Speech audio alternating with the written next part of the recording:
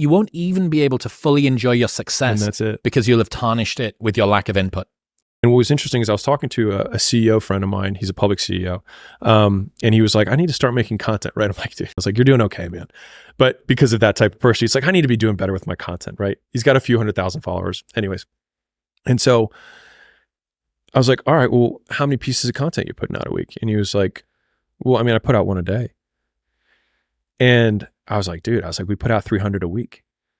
And he didn't even respond. He just like pursed his lips and nodded. He was like, thank you for resetting my minimum standard.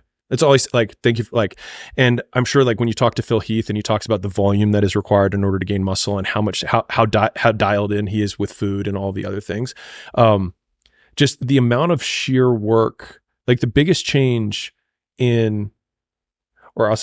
biggest reason that I've had significantly larger returns or outcomes that have happened later on in my career, and they continue to get bigger and bigger, is because the minimum standard for how much work I know I can do on something has multiplied 100-fold.